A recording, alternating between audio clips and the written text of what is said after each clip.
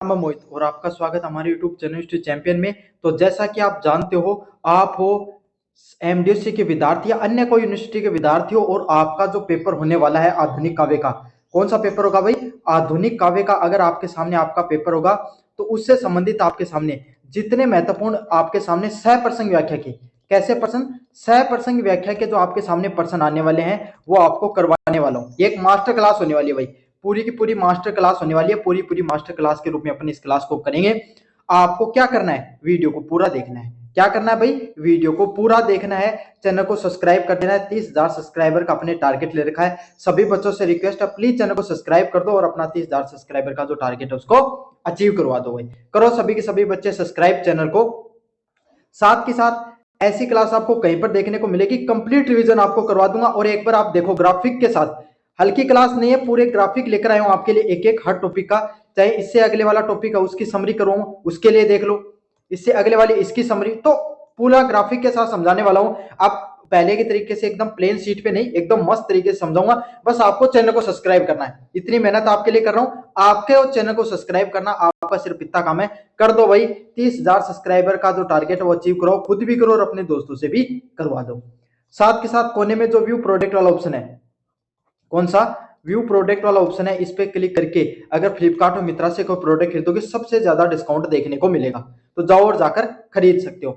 और डिस्क्रिप्शन में टेलीग्राम का लिंक दे रखा है, वहां से जाकर ये पीडीएफ फ्री में मिल जाएगी। जाओ और जाकर वहां से टेलीग्राम को भी ज्वाइन कर लो। समझ में आ गया? सारी जानकारी आपको दे दी है, कहां से टेलीग्राम ज्वाइन करना है, कहां से आपके सामने सारी चीजें करनी है। बस आपको तब वीडियो को लाइक, चैनल को सब्सक्राइब, ये दो काम आपको जरूर से कर लेने हैं। चलिए भाई शुरू करते हैं अपन क्लास को। थोड़ा सा जूम कर देता हूं मैं इसको, एक मिनट के लिए रुकी। ये जो आपके सामने इंद्र का ये जो चैप्टर है, ये इंद्र के ग्रहसन प्रिय प्रवास से लिया गया है आपके सामने, जिसके अंदर अपन देखेंगे प्रिय प्रवास का जो इंद्र का जो ग्रहसन है, प्रिय प्रवास, उसके अंदर इसकी कहानी क्या है, पीछे की पूरी कहानी आपको मैं बताने वाला हूं। हुआ क्या है, फिर आपको 100% व्याख्या है तो उस हिसाब से आपको लिख देना है। एक मिनट के लिए मैं आपको चीजें बता देता हूं कैसे लिखनी होती है। सबसे पहले जब आपके सामने पेपर आए और उसमें जो प्रश्न देखने को मिले 100% का, किसका? 100% का अगर आपके सामने प्रश्न देखने को मिले, किसका प्रश्न देखने को मिले?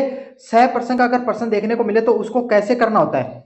उसको करने का तरीका क्या होता है भाई? उसको करने का तरीका ये होता है, सबसे पहले आपको लिखना होता है कि ये संकलित पंक्तियां हमारी पाठ्य पुस्तक के प्रिय प्रवास में जो भी कवि है उनके द्वारा रचित की गई है। जैसे आपके सामने ये शायद हरिओद उपाध्याय के द्वारा लिखी गई है। इसके अंदर भगवान इंद्र के जो घमंड है वो भगवान श्री कृष्ण के द्वारा चूर कर दिया जाता है, उसके बारे में बताया गया है। इस प्रकार से आपके सामने लिखना होता है। जैसे प्रसंग व्याख्या का प्रश्न आए तो उसमें 3 बिंदु आपको याद रखने होते हैं। क्या करने होते हैं? 3 बिंदु आपको याद रखने होते हैं। एक आपको 100% लिखना होता है, जिसमें क्या लिखना होता है? 3 बिंदु। पहला यह संकलित पंक्तियां वाला बिंदु, फिर आपके सामने अगला क्या है? कवि का नाम, नहीं पहले कविता का नाम, किस कविता से ये पंक्तियां वो ली गई है, पहले ये नाम। समझ में आ गया आपको? फिर उसके कवि कौन है, फिर उसके कवि कौन है उसके बारे में, और फिर आपके सामने उसमें क्या बताया गया है, उसमें क्या बताया गया है उसके बारे में लिखना होता है। समझ में आ गया आपको अच्छे से? उसमें क्या बताया गया है उसके बारे में आपको लिखना होता है। समझ में आ गया आपको? इस तरीके से 3 बिंदु आपको लिखने होते हैं। फिर अगले वाला पॉइंट आता है आपके सामने। अगले वाले पॉइंट की बात करूं तो अगले वाला पॉइंट आपके सामने देखने को मिलता है व्याख्या। व्याख्या में जो जो बिंदु है, व्याख्या में आपके सामने जो जो बिंदु है उन सभी बिंदु को आपको लिख देना होता है भाई, जो क्या उस कविता में जो पंक्तियां उनमें क्या कहा गया, और फिर आपको नीचे की काव्यगत विशेषताओं के बारे में, काव्यगत विशेषता, काव्यगत विशेषताएं या विशेषताएं आपके सामने लिख सकते हो, विशेषताएं। समझ में आ गया? ये लिखकर उसमें कौन सा छंद है, उसमें कौन सा अलंकार है, इन सब चीजों का प्रयोग किया है, ये सब चीजें आपके सामने लिखी जाती हैं। तो भाई इसमें तो आपके सामने क्या बहुत कम समय बचा था, तो मैं आपको रिवीजन करने के लिए सीधे के सीधे यही रिवाइज करा रहा हूं कि इन चैप्टर में होता क्या है, और क्विक रिवीजन हो जाएगा आपका, हर चीज आपको पता चल जाएगी। इंद्र के ग्रहसन में प्रिय प्रवास से लिया गया है। इसमें क्या है भाई आपके सामने, जो ये प्रिय प्रवास का एक प्रसंग है। भगवान श्री कृष्ण एक कृष्ण द्वारा इंद्र के गर्व चूर चूर करने और गर्वधन धारण करने पर ब्रज की रक्षा और जहां कृष्ण के लोक रक्षक के रूप में प्रतिपादित किया गया। देखो भगवान श्री कृष्ण का जो स्वरूप है ना, उसको अधिकतर आपके सामने जो कवि हैं उन्होंने किस रूप में दिखाया है? क्या तो वात्सल्य रूप में, जब वो छोटे थे जो गोपियों के साथ आपके सामने उनको विचरण करा करते थे, या माता यशोदा के साथ उनका बालकपन की घटनाओं के बारे में दिखाया गया, या राधा व कृष्ण के प्रेम के रूप में उनको दिखाया गया है, या महाभारत के युद्ध में उनको चित्रित किया गया है। यही कुछ प्रारूप है। लेकिन इसी बीच में उनको एक जो हरिओध सिंह उपाध्याय है, उन्होंने एक उनका अलग चित्रण दिखाया है। किसके रूप में? एक लोक नायक के रूप में। किसके रूप में? एक लोक नायक के रूप में। होता क्या है इस घटना में, क्या होता है आपके सामने प्रिय प्रवास में, क्या होता है, भगवान जो इंद्र है वो भगवान श्री कृष्ण की लगातार बढ़ती हुई आपके सामने जो उनकी प्रचलन है, जो वहां पर ब्रज में इतने ज्यादा पॉपुलर थे, इसको लेकर वो क्या आपके सामने थोड़े से विचलित हो जाते हैं। तो जो आपके सामने जो इससे वो भाई भगवान इंद्र किसके देवता माने जाते हैं? वर्षा के देवता माने जाते हैं। किसके? बरसात के देवता माने जाते हैं। तो भगवान इंद्र ने क्या किया आपके सामने, जो ब्रजवासी है उनको परेशान करने के लिए, ब्रजवासी हैं उनकी आपके सामने परीक्षा लेने के लिए, भगवान श्री कृष्ण की परीक्षा लेने के लिए बहुत ज्यादा मूसलाधार बारिश करवा देते हैं। देखो ये यहाँ आपको चित्र दिखाई दे रहा होगा, यहाँ पर इस चित्र में ये दिखाई दे रहा है भगवान इंद्र है ना, वो एकदम गुस्सा हो गए। क्या हो गए? गुस्सा हो गए। और उन्होंने क्या कर दिया, उनके हाथों में क्या था? बरसात करवाना। तो उन्होंने क्या करवा दिया? मूसलाधार वर्षा करवा दिया। समझ में आ गई? अब वो क्या सोचे कि भाई सब कुछ कर सकते हैं भगवान श्री कृष्ण, लेकिन भगवान श्री कृष्ण है ना, वो इस बरसात से कैसे बचेंगे? समझ में आ गया?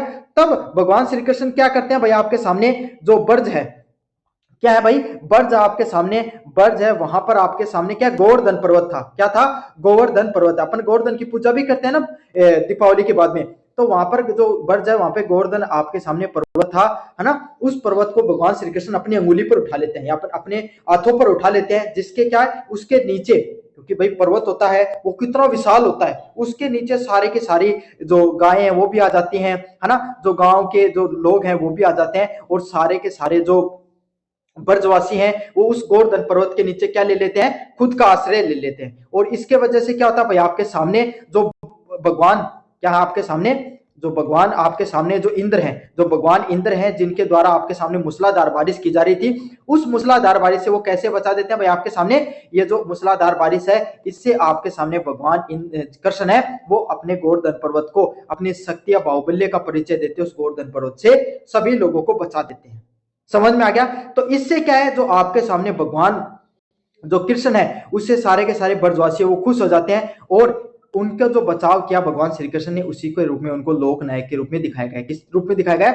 लोक नायक के रूप में दिखाया गया। समझ में आया कैसे उन्होंने लोगों की रक्षा की, और इसके साथ जो भगवान इंद्र है उनका भी आपके सामने क्रोध है वो समझ हो गया।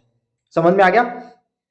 परंपरा और आधुनिकता तुलना, इंद्र को आपके सामने पारंपरिक देवता व अलौकिक देवता के रूप में दिखाया गया है, जहां पे आपके सामने भगवान श्री कृष्ण को आधुनिक नायक व मानवीय गुणों वाला ऐसा मनुष्य जो आपके सामने क्या है, जिसमें ईश्वरीय के गुण है। समझ में आ गया? है ना। विभिन्न देवताओं में युगों को महापुरुषों के रूप में दिखाया गया, जहां पर आपके सामने क्या है, अलग अलग चीजें दिखाई गई। इंद्र के क्रोध होते हैं, उसके कारण क्या होता है, इंद्र को अपने पर बहुत ज्यादा घमंड था, वो किसके ऊपर कि वो बरसात करवा सकते हैं, और भगवान श्री कृष्ण उनके प्रकोप से कैसे बचेंगे। तो इसके लिए वो क्या कर देते, क्रोधित होकर विषलाधार जो आपके सामने बरसात करवा देते हैं। और फिर क्या होता है आपके सामने भाई, उनका जो भगवान श्री कृष्ण है वो अपने अंगुली से क्या है, उसको गोवर्धन पर्वत को उठा लेते हैं, जिससे उनके अहंकार की क्या हो जाती है, हार हो जाती है। समझ में आ गया? तो हरिओध ने आप भगवान श्री कृष्ण को किस किस रूपों में दिखाया है? लोक रक्षक के रूप में, समाज सेवी के रूप में दिखाया गया है। समझ में आ गया? क्यों? लोग जब परेशान हो जाते हैं तब भगवान श्री कृष्ण उनको बचाते हैं। मानवीय पुरुष, मानवीय पुरुष कौन सा होता है? जो मनुष्य की आपके सामने भावनाओं को समझ सके, निर्भीक, ऐसे मुश्किल समय में जो क्या कर रहे हैं भाई आपके सामने भगवान श्री कृष्ण हिम्मत से काम ले रहे हैं। प्रकृति प्रेमी। अच्छा, इसके साथ जो गोवर्धन पर्वत है, इसके साथ ही आपके सामने जो गोवर्धन पर्वत है उसकी पूजा भी शुरुआत होती है। क्या होती है? गोवर्धन पर्वत है उसकी पूजा भी इसी के साथ शुरुआत होती है। तो प्रकृति प्रेमी के रूप में भी दिखाया गया है। समझ में आ गया? तो आपको समझ में आ गया होगा अच्छे से, सारा का सारा ये आपके सामने पूरी की पूरी रचना है। पहले वाली आपको रचना अच्छे से समझ में आ गई। दूसरी वाली रचना है कुरुक्षेत्र का छठा सरंग। क्या है?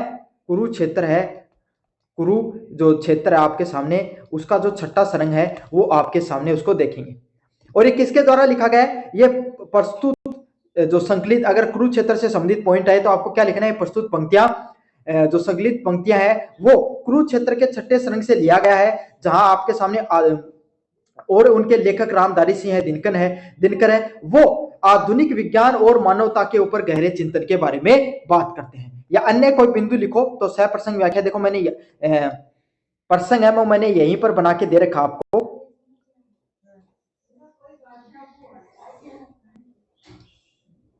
यहां पर बना रखा है राम सारी है, जो राम सिंह है दिनकर है, जो राम सिंह है दिनकर क्या करते हैं आपके सामने द्वारा जो रचित कुरुक्षेत्र का छठा सरंग है, जहां पे आधुनिक युग में विज्ञान के तीव्र विकास व मानवता व अध्यात्मकता के भावनात्मक रूप से परिपक्व नहीं होकर संतुलन का एक गंभीर चिंतन है। मैं आपको बताऊं क्या बिंदु है।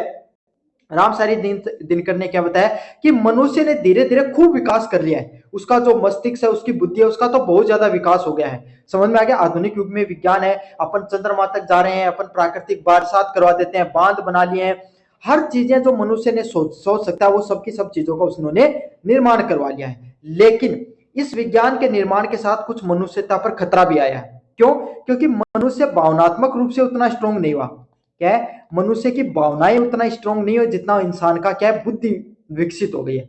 समझ में आ गया। इस वजह से क्या है अलग अलग प्रकार के जो खतरे हैं वो उत्पन्न हुए हैं। किस किस प्रकार के खतरे हैं चलिए उनके बारे में अब आपको बता दूंगा मैं।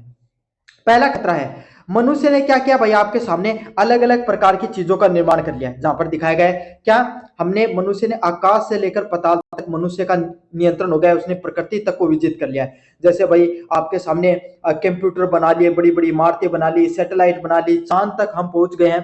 प्राकृतिक रूप से लैब में हम पेड़ पौधे सब कुछ बना सकते हैं। हमने विज्ञान के माध्यम से सभी चीजों को अपने अंदर कंट्रोल कर लिया है। समझ में आ गया। तो इससे क्या हुआ है हमारी बुद्धि है ना, कोई भी मनुष्य देखो ये व्यक्ति है आपके सामने, इसकी जो क्या है बुद्धि तो बहुत ज्यादा विकसित हो गई है यहाँ पर, लेकिन हृदय उतना विकसित नहीं हुआ है।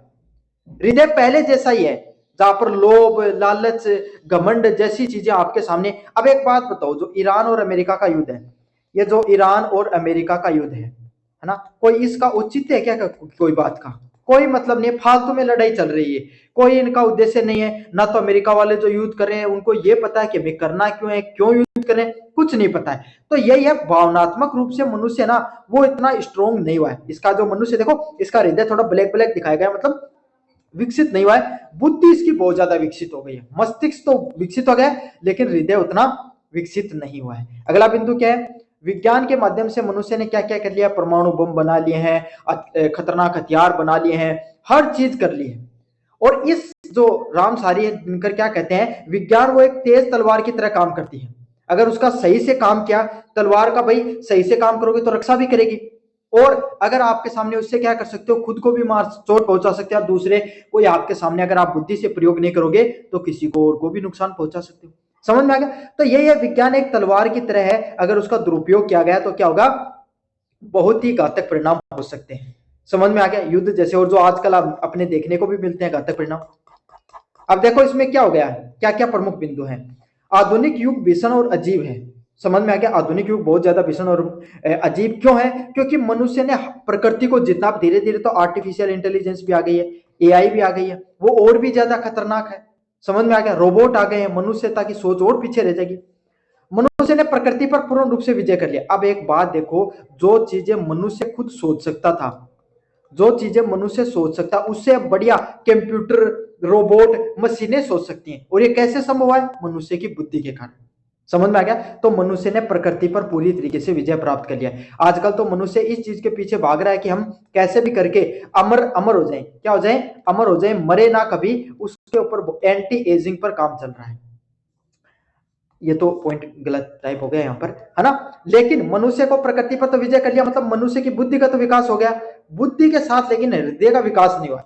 बुद्धि का तो विकास हो गया लेकिन हृदय का विकास अभी तक नहीं हुआ है। मनुष्य ने बिजली भाप परमाणु शक्ति जैसी चीजें तो बना ली है, लेकिन अपनी बुद्धि का प्रयोग करके मनुष्य ने बिजली भाप परमाणु शक्ति जैसी चीजें तो बना ली है, लेकिन लालच क्रोध नफरत इन प्रकार की चीजों पर आज भी कंट्रोल नहीं है। मनुष्य आज ज्यादा से ज्यादा पैसे कमाने के चक्कर में अपने दोस्त को, अपने भाई को, अपने परिवार बंधुओं को मार देता है।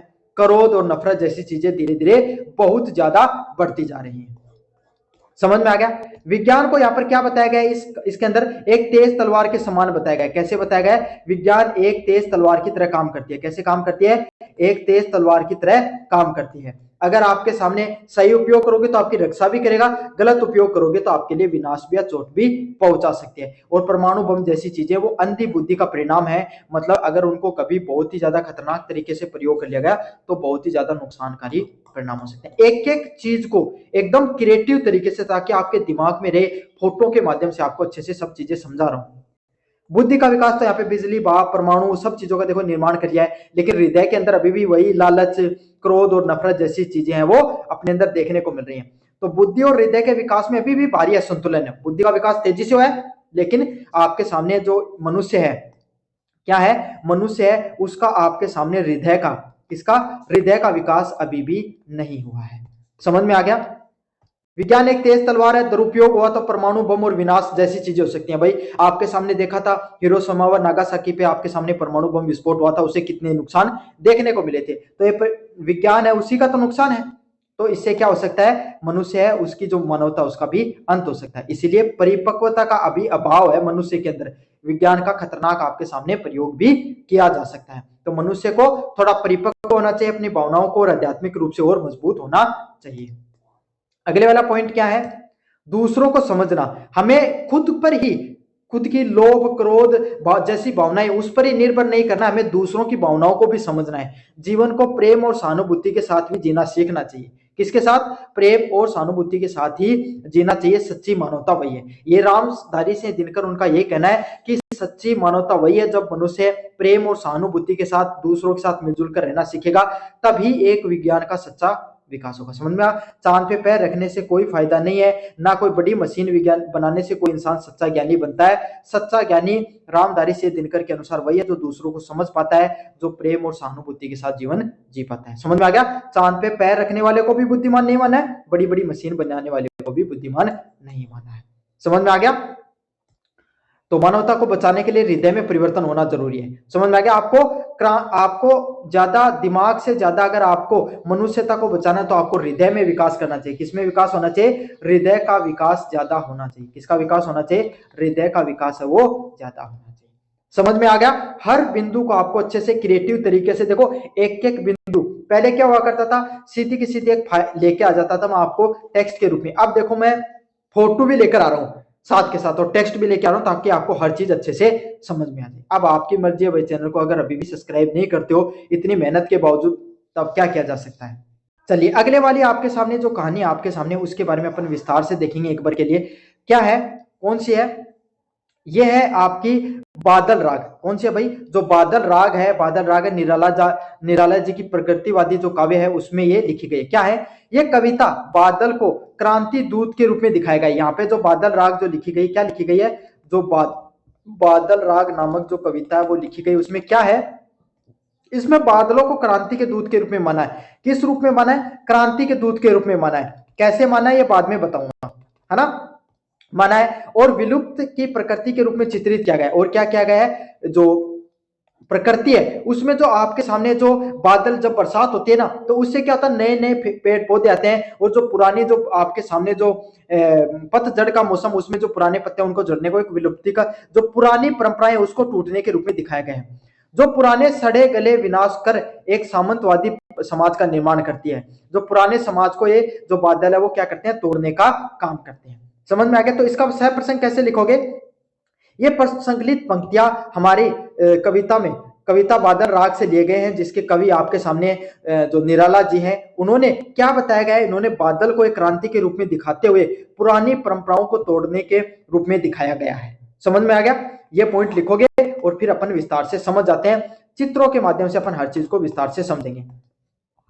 सबसे पहला बिंदु है, देखो क्या होती है, ये बादल आ रहे हैं, क्या आ रहे हैं, बादल आ रहे हैं, और बादलों से क्या हो रही है भाई, बिजली कड़क रही है और बरसात हो रही है। क्या हो रही है? बरसात हो रही है।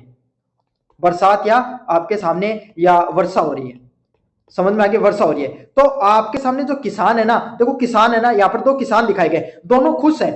क्यों? जब बरसात होती है ना, तब क्या होता है, जो किसान होती है उसके खेत में नई फसल उगनी शुरू हो जाती है। क्या होती है? नई फसल उगनी शुरू हो जाती है। छोटे छोटे पौधे हैं, उनको नया जीवन मिलता है। क्या होता है? जो छोटे छोटे पौधे उनको नया जीवन है वो, उनको नया जीवन है वो मिलता है। समझ में आ गया?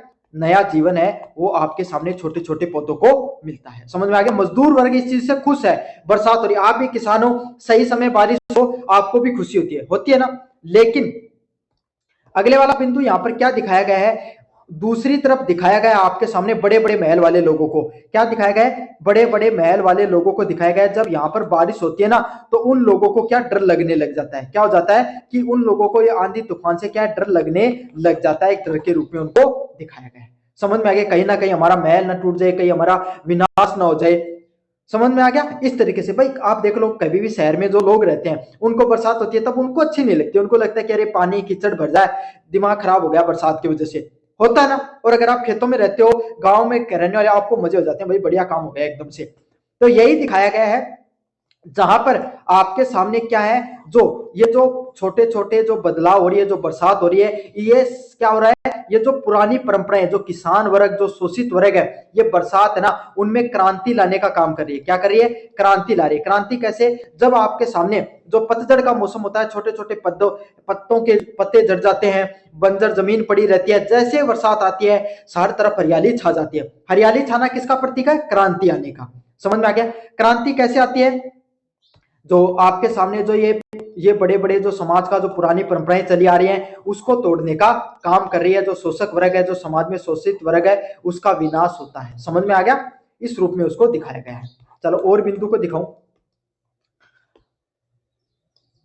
अगले वाला है, बादल को एक क्रांति के रूप में दिखाया गया है। किसको रूप में? क्रांति के रूप में। शोषक वर्ग के लिए, जो शोषक वर्ग आपके सामने मतलब मजदूर वर्ग है, गर्जना किसका? विनाश का भय।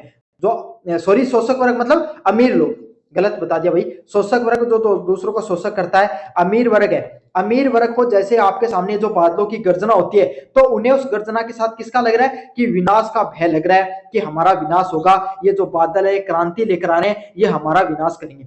शोषित वर्ग, मजदूर वर्ग, बादल के आगमनों से क्या होता है? परिवर्तन की आशा होती है। क्या होती है? परिवर्तन की आशा उनको दिखाई दे रही है।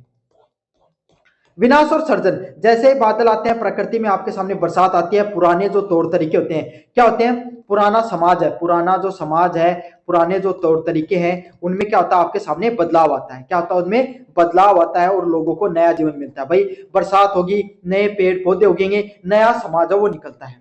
समझ में आ गया? इससे क्या दिखाया गया है? इस देखो मैं एक छोटी सी चीज दिखाऊं, बट एक छोटा सा उदाहरण समझ लें, किसी के लिए बुराई की बात नहीं है। बारिश होती है ना तब किसान की फसल उगती है तो किसान मजदूर वर्ग के पास पैसा आता है। दूसरी तरफ बरसात होती है ना तो मंडी में जो ये व्यापारी लोग होते हैं ना, इनकी थोड़ी फसल होती है खराब, तो इनसे होता है इनको नुकसान। समझ में आ गया? अब आपको अच्छे से समझ में आ जाएगा।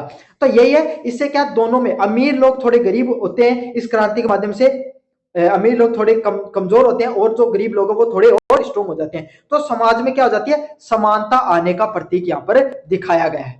समझ में आ गया? और इसी से क्रांति का आह्वान इसमें किया गया है। अगले वाला पॉइंट है, क्रांति के दूत किसके रूप में? गर्जना है, ये क्रांति के रूप में है ना। और क्रांति का आह्वान करते हैं बादल। समझ में आ गया? शोषक वर्ग, जो आपके सामने जो समाज को शोषण करता है, अमीर वर्ग है ना, दहला हुआ महल, जैसे बिजली कड़कती है तो उनका जो महल है वो दहल जाता है और इनको विनाश का डर लगता है। वहीं जो शोषित वर्ग है, मजदूर वर्ग है, वो क्या हो जाता है भाई? इस बदलाव से खुश हो जाते हैं। क्या हो जाते हैं? उनके चेहरे पे देखो एक छोटी सी स्माइल आ रही है ना, इस प्रकार की स्माइल आती है और नए नए पौधे उनको भी नया जीवन मिलता है। क्या मिलता है? नया जीवन मिलता है। क्या मिलता है? नया जीवन। उन सब लोगों को एक प्रकार का नया जीवन है वो मिलता है। समझ में आ गया? विनाश और सर्जन चक्र, विनाश और सर्जन चक्र क्या होता है? देखो देखो, बादल और बारिश होती है, बादल और बारिश होती है, इससे क्या होता है? पुराना जो सड़ा गला जो आपके सामने जो परंपराएं चली आ रही हैं उसका क्या होता है? विनाश होता है। इससे जो नई आपके सामने जो पेड़ पौधे आते हैं है ना, उससे क्या होता है? नया समाज में सर्जन होता है और आपके सामने पूरा का पूरा बदलाव देखने को मिलता है। सामाजिक समानता कैसे आती है? वर्ग भेद का अंत। समझ में आ गया? क्रांति का स्वागत किया जाता है। जो पुराने अमीर लोग हैं वो आपके सामने थोड़े कमजोर होते हैं, नए समाज के नए वर्ग बनते हैं, क्रांति आती है और समाज में क्या हो जाती है? समानता होती है। तो ये आपके सामने कविता है, समाज में क्रांति लाने की बात को बताती है कि समाज के अंदर समय के साथ क्रांति का आना बहुत ज्यादा जरूरी है, समाज में बदलाव आना बहुत ज्यादा जरूरी है। सभी बच्चों से एक मैं बात पूछना चाहता हूँ, मैं जो नए नए प्रकार के नोट्स आपके लिए बना रहा हूँ, ये नोट्स कैसे लगे आपको? ये नोट्स आपको कैसे लगे इनके बारे में एक बार कमेंट बॉक्स में मुझको जरूर बता देना। क्या आपको ये सारे के सारे नोट्स पसंद आए हैं या नहीं आए, एक बार जरूर से बताना। देखो कितने शानदार नोट्स, आप खुद देखो कितने देखने में कितने मस्त अच्छे लग रहे हैं। तो एक बार आप जरूर से बताना भाई मेरे को कैसे लग रहे हैं नोट्स। सूर्यकांत त्रिपाठी निराला के द्वारा जो जागो एक बार फिर कविता का अपन विस्तार से देखेंगे। ये एक ओजस्वी कविता है जो देशवासियों को उनकी शक्ति, सोए हुए स्वाभिमान व गौरवशाली इतिहास को याद दिलाती है। यह सूर्यकांत त्रिपाठी निराला के द्वारा आपके सामने जागो फिर एक बार से ली गई पंक्तियां हैं, जिसमें क्या कहा गया है, इसमें जो मनुष्य है उसको अपने देशभक्ति से प्रेम के बारे में जगाने के लिए कहा गया है कि कैसे कोई मनुष्य भाई, आजकल मनुष्य भाई अपने देशभक्ति से उनको जो प्रेम है वो कमजोर होता जा रहा है। ये उस समय लिखी गई है जिस समय आपके सामने जो देश का स्वतंत्रता है उसके बाद के समय में, कि हमें अपने देशभक्ति के लिए जी जान लगाने के लिए तैयार रहना चाहिए, है ना। और कैसे जान लगाओगे, जब आपको अपना पुराना इतिहास बताया जाए। भाई आपको बताया जाए कि वो समय हुआ करता था जब हमारे बॉर्डर पे आपके सामने क्या है, सिर्फ आपके सामने 100 लोग थे और हमने अपने 1000 सैनिकों, दूसरी जो विपक्षी शत्रु सेना के 1000 शत्रुओं को हरा दिया था। आपके अंदर एकदम ऐसे सांस आ जाएगा, करंट भर जाएगा आपके अंदर। तो इसी तरीके से आपके सामने इसमें भी बताया गया है कि हे मनुष्य, हे आम व्यक्ति, जागो, हमारा जो गौरवशाली इतिहास है उसके बारे में जागो। आप सोए हुए क्यों, अपने स्वाभिमान को जागो, ताकि जो आम मनुष्य वो अपने आलस्य को त्याग करके, क्या करके, अपने आलस्य को त्याग करके जो अपने जो परितंत्र की जो बेड़ियां तोड़ने हैं उसको दिखाया गया है। और इसको किसके प्रतीक के रूप में, शेर के प्रतीक के रूप में दिखाया गया है। चलिए भाई, आलस्य और कायरता। देखो इस कविता की जो शुरुआती पंक्तियां ना, उसमें मनुष्य को किसके रूप में, कि मनुष्य आलस्य और कायरता से। देखो जब आपके सामने स्वतंत्रता संग्राम हुआ था तो धीरे धीरे सभी लोगों को, ये अपने सैनिकों को या फिर आपके सामने जो भारतीय लोगों को ये लगने लग गया था कि अंग्रेजों के खिलाफ हम कभी भी नहीं जीत सकते हैं, है ना। तो वो आपके सामने भाई उन्होंने जैसी जो व्यवस्थाएं चल रही थी उसके खिलाफ वो अपने हाथ वो हार चुके थे। इस प्रकार से सभी लोग वो आपके सामने प्रताड़ित थे अंग्रेजों से, लेकिन उन्होंने अपना जीवन क्या है, समर्पित कर दिया था। सभी के सभी लोग कायरता और आलस्य से सोए थे और स्वतंत्रता है मतलब दूसरे लोगों की जो बेड़ियां उसके से क्या है, इस प्रकार से जकड़े हुए थे। चाहते हैं छोड़ना लेकिन छोड़ नहीं पा रहे थे। समझ में आ गया। अब देखो दूसरी पंक्ति में क्या होता है, रणभेरी सवर, मतलब रण के अंदर, युद्ध के अंदर जो आपके सामने जो लड़ाई करने का जो सवर होता है, जिसमें ढोल नगाड़े बजते हैं, है ना, जिससे क्या होता है जो सैनिक होते हैं वो एकदम जागृत हो जाते हैं लड़ाई करने के लिए। जब युद्ध होता है ना तब एक कोई भी सेना हुआ करती थी ना, वो क्या ढोल नगाड़े बजाया करती थी जोर जोर से।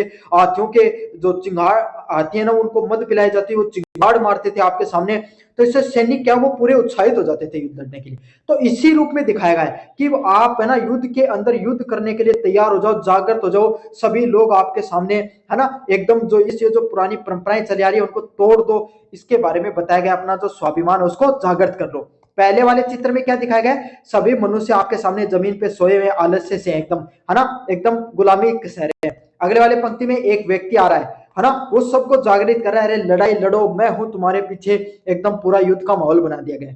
दिखा रहा है, जागर स्वाभिमान, तुम सभी लोग भी जागो। और इससे क्या होती है, सिंह के रूप में दिखाया गया। जैसे शेर आपके सामने युद्ध के शेर कैसे चिंगाड़ मारता है तब आपके सामने दहाड़ता है तो पूरा का पूरा जंगल कपकपा जाता है, उसी तरीके से आपके सामने क्या है, जो आहान की बात की जा रही है, सिंह की तरह आहान की बात की जा रही है। और सभी लोग वीरता से, साहस से लड़ाई लड़ने की बात कर रहे हैं। तो तीन चीजें यहाँ पर आपके सामने, जो कोई भी मनुष्य है उसको अपनी देशभक्ति से लड़ाई करने के लिए जागृत किया जा रहा है। समझ में आ गया। कुछ प्रमुख बिंदु है जिनको अपन देख लेंगे। 4 बिंदु है इसके अंदर। पहला वाला बिंदु है सोया हुआ स्वाभिमान को जगाना, आलस्य और कायरता को त्याग कर पूर्वजों की ज्ञान व वीरता के इतिहास को याद दिलाना। भाई क्या हो रहा है, जो सभी के सभी लोग सोए हुए हैं, अपना उनका स्वाभिमान है डिगा हुआ है, वो कोई भी युद्ध वगैरह में भाग नहीं लेना चाहते हैं। तो उन सब लोगों के आलस्य और कायरता को त्याग कर उन्हें बताना चाहिए कि उनके पूर्वजों ने पीछे क्या किया था। अरे वो लड़ गए थे विषम परिस्थितियों में, हमने अपनी मिट्टी, अपनी जमीन के लिए अपनी जी जान, जमीन, सब कुछ जो जीवन है, मृत्यु को त्यागना स्वीकार किया था। अपने पूर्वजों के बारे में उनको बताना है। समझ में आया। जैसे बताओगे तो मनुष्य का जो स्वाभिमान है वो जाग उठेगा। फिर वीरता का आह्वान, पहले इंसान को मोटिवेट करो फिर उसको वीरता के लिए आह्वान। रणबेरी और अर्जुन के ऐतिहासिक व पौराणिक उदाहरणों के माध्यम से साहस के लिए प्रेरित करना। इसमें क्या है, जो ये कविता जो उनके द्वारा लिखी गई उसमें अर्जुन है, रणबेरी जैसे आपके सामने जो कविता के जो कविता में कुछ उदाहरण दिए गए, जिसके माध्यम से क्या कहा गया कि देखो अर्जुन जैसे वीर शासक हुए जिन्होंने युद्ध को लड़ा है। तो उसके माध्यम से, उदाहरणों के माध्यम से वीरता की परिचय देने का काम किया गया। शेर और भेड़ का प्रतीक, डरे हुए लोगों को गिद्दड़ व भीड़ के झुंड के समान दिखाया गया। जैसे भेड़ है ना, नीची नाड़ करके चलती रहती है, उसी तरीके से आपके सामने, और शेर है वो आपके सामने एकदम सीना तान कर रहता है, उसी तरीके से दो रूप में दिखाया गया है। गीदड़ व भेड़ की जो झुंड है वो डरे हुए लोगों की है, और जो अकेला निडर शेर है वो क्या आपके सामने युद्ध के मैदान में खड़ा है, और सभी लोगों को शेर बनने का प्रतीक दिया गया कि तुम भी एकदम साहसी बन जाओ, युद्ध के मैदान में लड़ाई लड़ो भाई। चलिए, प्रमुख संदेश, अपने आंतरिक शक्ति व साहस को पहचानने के लिए बताया गया। इसमें क्या संदेश है कि अपनी खुद की शक्तियों को पहचानो कि तुम्हारे अंदर क्या शक्तियां हैं, और जो तुम्हारी जो ये गुलामी की जो बेड़ियां इनको तोड़ फेंको। समझ में आ गया। चलिए अब अच्छे से और मैं आपको चित्रों के माध्यम से और अच्छे से समझा देता हूं। देखो टेक्स्ट भी समझा दिया है, जो क्या क्या बिंदु वो भी समझा दिया, और चित्रों के माध्यम से और भी समझ लो भाई। देखो आलस्य मनुष्य है ना, वो आपके सामने क्या आलस्य है, परतंत्रा मतलब गुलामी से शिकार, देखो इसको बेड़िया वगैरह लगा रखी है ना। फिर एक व्यक्ति आता है जिसका जो स्वाभिमान है वो जाग जाता है, जिसका आंतरिक शक्ति जानती है, ज्ञान व वीरता, जो अपने पूर्वज है उनके बारे में बताया जा रहा है। अर्जुन जैसे एग्जाम्पल दिए जा रहे हैं कि एकदम वीर व साहसी बनो, अपने पूर्वजों को देखो, उनसे ज्ञान लो, उनसे समझो, उनके बारे में बताया गया। अगले वाले बिंदु में क्या है, अर्जुन का उदाहरण देकर वीरता का आह्वान दिया गया है कि अर्जुन की तरह साहसी बनो, वीर बनो, और युद्ध के अंदर आपके सामने लड़ाई लड़ो। समझ में आ गया। फिर दो उदाहरण भी दे दिए, एक तो सिंह का उदाहरण और एक भेड़ का उदाहरण। भेड़ क्या डरी हुई रहती है ना, झुंड में रहती है हमेशा। गिद्दड़ और आपके सामने भेड़ है वो आपके सामने झुंड में रहती है, नीचे नाड़ करके आपके सामने रहते हैं। शेर यहाँ पर क्या रहता है, अकेला रहता है। शेर क्या रहता है, अकेला रहता है, निडर निराला का प्रतीक आपके सामने, मतलब भाई अकेला रहेगा शेर, लेकिन निडर रहता है, युद्ध के मैदान में लड़ाई करता है। तो निडर लोगों को एक झुंड में भेड़ और गिद्दड़ के रूप में दिखाया गया है, और साहसी लोगों को अकेला और वीरता के रूप में सिंह के रूप में दिखाया गया है। समझ में आ गया। और क्या संदेश दिया गया है कि अपनी प्रातंत्रता, मतलब भाई आपके सामने आपकी गुलामी है, उसकी शक्तियों को तोड़ दो, आंतरिक शक्ति, साहस, ज्ञान व वीरता के माध्यम से। समझ में आ गया। अपनी शक्तियों को पहचानो और इन सब चीजों को तोड़ दो। कैसा लगा वीडियो बताना एक बार, और ये जरूर बताना कि भाई ये जो नई पीडीएफ या जो नया कंटेंट आपके लिए मैं जो इमेज के रूप में ला रहा हूं, जिसमें आपके सामने टेक्स्ट भी है और इमेज भी है, दोनों चीजें हैं, कैसी लग रही हैं, क्या आपको पढ़ाया समझ में आ रहा है, कमेंट कर दो भाई। मैं भी जानना चाहता हूं कि कैसा है ये कंटेंट, कैसा लग रहा है आप सबको। नया प्रकार का कंटेंट आपके लिए लेकर आ रहा हूं, धीरे धीरे बहुत सा अपडेट कर रहा हूं मैं आपके लिए। आप लेकिन चैनल को अभी भी सब्सक्राइब नहीं कर रहे हो, ये गलत बात है। नौका विहार लिखी गई है पंत के द्वारा, सुमित्रा नंदन पंत के द्वारा, एक शैक्षणिक गान चित्र है ना, सुमित्रा नंदन पंत के द्वारा नौका विहार। तो आपको क्या लिखना है, प्रस्तुत पंक्तियां हैं वो नौका विहार से ली गई हैं, सुमित्रा नंदन पंत की कविता, सुमित्रा नंदन पंत के द्वारा लिखी नौका विहार से लिया गया है। जिसमें क्या है आपके सामने, जिसमें जो प्रकृति है उसके कोमल चित्रण व कोमल स्वरूप के बारे में उनकी कल्पना के माध्यम से बताया गया है। समझ में आ गया। यहां पर देखो ये थोड़ा, इसमें क्या है, देखो चांदनी रात रहती है भाई, निराला चांदनी रात में क्या है, चांदनी रात में आपके सामने गंगा नदी के किनारे क्या कर रहे हैं, आपके सामने विचरण कर रहे हैं, क्या कर रहे हैं, विचरण कर रहे हैं। तो उस समय आपके सामने जो चांदनी रात में क्या है, आकाश का जो प्रतिबिंब है वो आपके सामने नदी में दिखाई दे रहा है। भाई आप एक खाली जो नदी होती है, नदी के अंदर आपके सामने हमेशा चांद का प्रतिबिंब, खाली पानी में हमेशा चांद वगैरह का प्रतिबिंब हमेशा दिखाई देता है ना, है ना। नाव पर आपके सामने निराला जा रहे हैं, ठंडी ठंडी हवाएं चल रही है, एकदम शानदार मौसम हो रहा है। तो उस प्रकृति के बारे में चित्रण करके बता रहे हैं, क्या बता रहे हैं, प्रकृति के बारे में आपके सामने चित्रण करके बता रहे हैं, क्या कर रहे हैं, प्रकृति के बारे में चित्रण करके आपके सामने बता रहे हैं। समझ में आ गया। गांव जो गंगा में नाव पर सवार है उसके बारे में आपको बताया गया है। चलिए क्या क्या बिंदु है प्रकृति का, चलिए पहला पॉइंट आपके सामने थोड़ा सा कम जूम कर लेता हूं। प्रकृति का अनुपम चित्रण, कोमल कल्पना और सुंदर मद वर्णन, मतलब जो सुमित्रा नंदन पंत उन्होंने प्रकृति को क्या है, कोमल चित्रण किया है, क्या किया गया है उनके द्वारा, कोमल चित्रण किया गया है, कोमल कल्पना है कि एक प्रकृति है, प्राकृतिक घटनाएं कैसी होती हैं उसका सुंदर चित्रण किया गया है।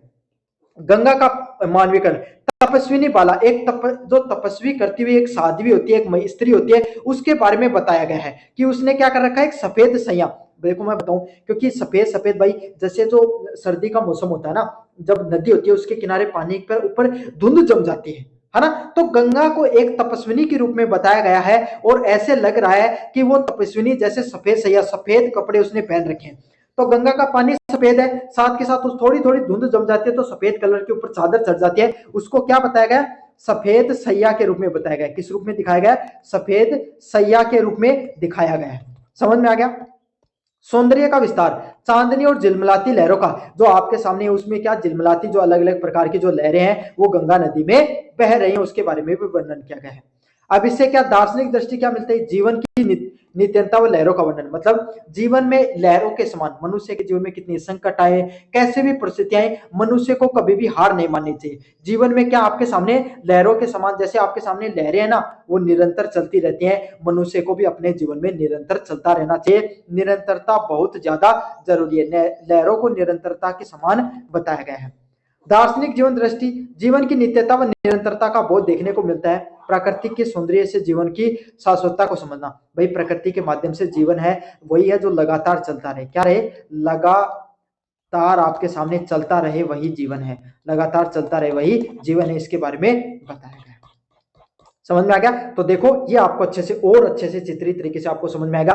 गंगा का मानवीकरण किया गया, उनको तपस्विनी के रूप में दिखाया गया। किस रूप में दिखाया गया, तपस्विनी के रूप में दिखाया गया। बाला नवाब गंगा रूपी, गंगा रूपी नायिका। तो देखो एक सफेद स्त्री है जो क्या कर रही है, सन्यासी रूपी है, तपस्विनी है ना, जिसके क्या सफेद जैसे सैया, उसने सफेद वस्त्रों को पहन रखा है। और ये कैसे है, गंगा का जो सफेद जो रंग है सफेद है, और उसके ऊपर क्या थोड़ी थोड़ी हल्की हल्की जो धुंध छा जाती है, उसको उसके कपड़ों से, और जो तपस्वी ने उसको गंगा से क्या किया गया है, कंपेयर किया गया है।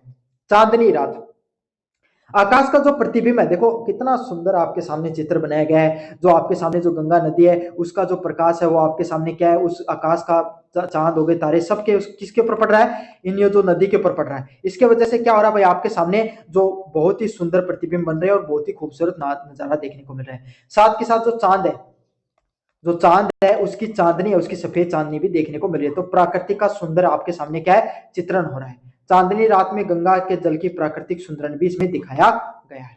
समझ में आ गया।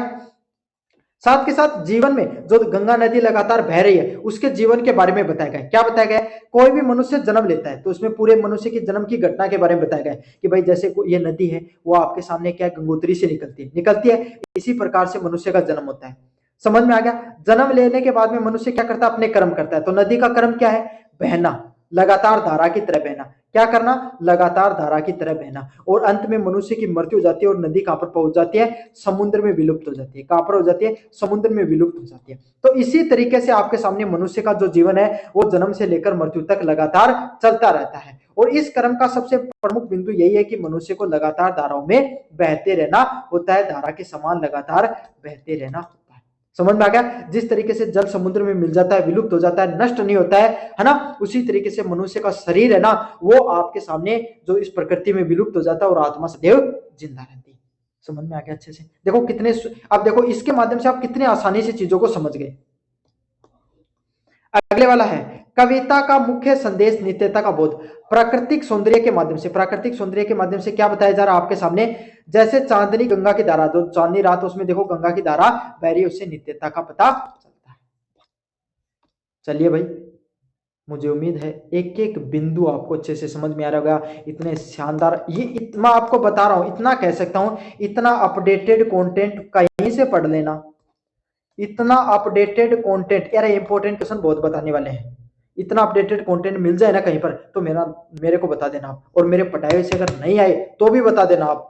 लगभग 80% से ज्यादा मेरे कंटेंट पढ़ाए से आता है, लेकिन फिर भी आप चैनल सब्सक्राइब नहीं करते हो, इस बात का मुझे बुरा लगता है। बस देखो चित्रों के माध्यम से, हर चीज के माध्यम से एकदम चीजों को अच्छे से पढ़ा रहा हूं। अगले वाला बिंदु है महाकाव्य है कामयानी सरदा सरंग के द्वारा लिया गया आपके सामने। जयशंकर के ये प्रस्तुत पंक्तियां हैं, संकलित पंक्तियां आपके सामने जयशंकर प्रसाद के द्वारा महाकाव्य कामयानी व सरदा सरंग के द्वारा से लिया गया है। किसे लिया गया है, कामयानी या सरदा सरंग से लिया गया है, जिसके अंदर अपन आशा, प्रेम व मानवता के बारे में पढ़ते हैं। किसके बारे में, उम्मीद, आशा, उम्मीद, प्रेम और आपके सामने मानवता के बारे में अपन पढ़ते हैं। किसके बारे में? आशा, प्रेम व मानवता के रूपों के बारे में पढ़ते हैं। समझ में आ गया क्या बताया गया इसमें? जयशंकर प्रसाद द्वारा रचित महाकाव्य कात्यायनी की श्रद्धा सरंग में प्रलय के बाद जीवन के आशा, प्रेम व मानवता के बारे में बताया गया है। भाई जयशंकर प्रसाद ने क्या कहा गया? कात्यायनी जो सरंग लिखा गया इसमें क्या होता है? प्रलय आ जाता है। क्या आ जाता है? प्रलय आ जाता है, मतलब सृष्टि पे सब कुछ नष्ट हो जाता है, एक व्यक्ति बचता है, उसके जीवन में एकदम निराशा है। तो उसके बाद में वो कैसे आपके सामने उभर कर आता है, उसको जीवन में कैसे एक नई आशा मिलती है, कैसे उसको प्रेम व मानवता का पुनरुद्धार होता है, उसके बारे में बताया गया है। समझ में आ गया? तो ये जो पंक्तियां हैं उसमें ये बताया गया कि मनुष्य के जीवन में मुश्किल समय आए तो आपको उम्मीद नहीं खोनी है, लगातार क्या है? अपने ऊपर विश्वास रखना है आशा व प्रेम के माध्यम से। जहां श्रद्धा मनु को निराशा से निकालकर कर्म व लोक मंगल की तरफ प्रेरित करती है। एक लोक नायिका यहाँ पर आपके सामने, कौन? श्रद्धा। कौन? श्रद्धा यहाँ पर एक लोक नायिका है, उसके रूप में उनको दिखाया गया है। देखो ये कहानी क्या है, पूरी पूरी कहानी बताऊं। एक मनु नामक व्यक्ति है। क्या है? एक मनु नामक व्यक्ति है भैया आपके सामने। इस सृष्टि, पृथ्वी सृष्टि, उस पर क्या हो जाता है? प्रलय हो जाता है। क्या हो जाता है? इस सृष्टि पृथ्वी पर प्रलय हो जाता है, और उस प्रलय के कारण क्या होता है? आपके सामने एक मनु नामक व्यक्ति वो सबसे ज्यादा प्रताड़ित हो जाता है, और वह एकला बचता है, और क्या आता है? गुफा में रहने लग जाता है। उसके जीवन में क्या है? निराशा है। क्या है? निराशा है, उम्मीद खो चुका है, वो उम्मीद खो चुका है, उसके पास जीवन में कुछ नहीं बचा है। ये मनु नामक व्यक्ति है, वो जीवन में क्या है? हताशा है। कैसे है? हताशा पूर्ण जीवन जी रहा है। क्या कर रहा है? हताशा पूर्ण जीवन जी रहा है। समझ में आ गया? एकदम निराश है, हताश है, हताशा पूर्ण जीवन जी रहा है। समझ में आ गया? देखो पहाड़ों के अंदर बैठा हुआ है बेचारा, अकेला है ना, सैड सा दिखाई दे रहा है आपको। तभी एक आपके सामने सरदा नामक आपके सामने एक लोक नायिका आती है। क्या आती है? सरदा नामक आपके सामने एक लोक नायिका आती है, और वो लोक नायिका क्या करती है भाई? आपके सामने मनु से पूछती है कि भाई तुम कैसे बैठे हो? तो वो कहता है कि इस दुनिया में प्रलय आ गया है, जीवन में कुछ बचा ही नहीं है, तो मैं तो जीकर क्या ही करूंगा। तब सरदा उसको संदेश देती है कि हे मनुष्य, तुम कायर नहीं हो सकते। हे मनुष्य, तुम कायर नहीं हो सकते। मनुष्य को लगातार अपने जीवन में अच्छा व बुरा समय आता है, और उसके माध्यम से तुम्हें क्या? लगातार कर्मों को करते रहना है, तुम्हें निराश नहीं होना है, और उसके बाद में उसके जीवन में परिवर्तन आ जाता है। पहले वाला मनु देखो, पहले वाला मनु देखो, सेट सेट एकदम है, सेट सेट। सरदा आई, उसने उसको समझाया, और अब वाला मनु देखो, एकदम आपके सामने खुशहाल मनु है ना, खुशी खुश दिखाई दे रहा है। तो इस प्रकार से आपके सामने उसके जीवन में बदलाव ला देती है। चलिए एक एक बिंदु को पढ़ते हैं। पहला बिंदु है, थोड़ा सा कम जूम कर लेते हैं भाई, ये रहा। चलिए पहला बिंदु है मनु की हताशा। प्रलय के बाद में बेचारा अकेला, उदास और जीवन से निराश है। प्रलय आ गई सृष्टि में, आपके सामने अकेला बैठा हुआ है, देख लो अकेला बैठा हुआ, उदास है, जीवन में उसके निराशा है। क्या है? उसके जीवन में, जीवन से निराश है वो। क्या है? जीवन से निराश है पूरी तरीके से। समझ में आ गया? श्रद्धा का दिव्य आगमन देख लो, आ गई श्रद्धा, उसका दिव्य आगमन होता है सौंदर्य और दिव्य ऊर्जा से भरपूर बादलों के बीच में बिजली की तरह। क्या आती है? श्रद्धा ना, बहुत सौंदर्यता भी उसके पास बहुत अच्छा है, दिव्य ऊर्जा भी लेकर आ रही है। क्या कर रही है? दिव्य ऊर्जा भी लेकर आ रही है, दिव्य ऊर्जा भी लेकर आती है, भरपूर है, बादलों के बीच में बिजली की तरह आती है। कैसे आती है? बादलों में, बादलों में बिजली की तरह आती है। कैसे आती है? बादलों में बिजली की तरह आपके सामने आ रही है, एकदम मतलब ऊर्जा से भरपूर है, सौंदर्य भी है, ऊर्जा भी है। ऊर्जा का प्रतीक के रूप में श्रद्धा को दिखाया गया है यहाँ पर। समझ में आ गया आपको अच्छे से? चलिए वाला श्रद्धा का प्रश्न, मनुष्य को निष्क्रियता को चुनौती देने वाला। निराश क्यों? मनु पूछती है, मनु तुम निराश कैसे दिखाई दे रहे हो? क्या पूछ रही है? हे मनु, तुम निराश कैसे दिखाई दे रहे हो भाई? तो मनु क्या कहते हैं? मनु के अंदर जो नेगेटिविटी है वो क्या कहती है? संसार एकदम नश्वर है, संसार हमेशा नष्ट होने वाला है। खुद के जीवन को बोझ समझता है, उसके जीवन में कोई उद्देश्य बचा नहीं है, प्रलय हो गया है, सब कुछ नष्ट हो गया है। उसे पता चल जाता है कि दुनिया तो नष्ट होने वाली है, जीवन एक बोझ है, उसके जीवन में कोई भी उद्देश्य नहीं है। वो ये बताता है कि भाई मेरे जीवन में तो अब कुछ बचा नहीं है, सब कुछ नष्ट हो गया है। समझ में आ गया? तब आपके सामने श्रद्धा क्या है? प्रेरणादायक संदेश देती है। क्या देती है? प्रेरणादायक संदेश देती है, कर्म और भविष्य का निर्माण पे बल। वो कहती है कि मनुष्य का जीवन नश्वर जरूर है, नष्ट होने वाला जरूर है, लेकिन मनुष्य को लगातार अपने जीवन में कर्म करते रहना चाहिए। क्या करते रहना चाहिए? लगातार कर्म करते रहना चाहिए। और जैसे अगर आप अपने जीवन में बेहतर कर्म करोगे, क्या करोगे? अच्छे कर्म करोगे, उससे आपका अच्छा भविष्य निर्माण होगा। क्या होगा? बेहतर कर्मों से आपका अच्छे भविष्य का निर्माण होगा। और दुख के बाद सुख आता है। क्या आता है? यह हमेशा याद रखो, जीवन में दुख आया है तो सुख भी आएगा। क्या आएगा, दुख आएगा तो सुख भी आएगा, इसके रूप में बताना है। तो अगर आपके जीवन में दुख आ रहा है तो निराश नहीं होना है, सुख भी आएगा। और आपको अपने कर्म है, क्या है, आपको अपने कर्म है, कर्म के माध्यम से अपने भविष्य का निर्माण करना होता है। क्या करना होता है, कर्म के माध्यम से भविष्य का निर्माण करना होता है। अकेलेपन का अंत और सहयोग। श्रद्धा का मनु के जीवन संगिनी बनने और मिलकर सृष्टि को फिर से बसाने का प्रस्ताव। मनु को श्रद्धा क्या कहती है कि भाई तुम्हारे जीवन में पूरी तरीके से निराशा है कि मैं तुम्हारी जीवन संगनी बनती हूँ। क्या बनती हूँ, जीवन संगनी, मतलब उनकी पत्नी बनने का प्रस्ताव देती है, ताकि हम दोनों मिलकर क्या करें भाई, जीवन को क्या करें, सृष्टि को फिर से बसाएं, सृष्टि का फिर से निर्माण करें। मानवता का कल्याण। लोक मंगल की प्रेरणा शक्तियों को इकट्ठा करने व मानवता की संदेश का विजय दिया गया है कि भाई मनुष्य को कभी जीवन में निराश नहीं रहना चाहिए, सुख के बाद में दुख आता है। इस प्रकार की इसमें कविता में चीजों को बताया गया है। आ गया समझ में अच्छे से हर पंक्ति आपको।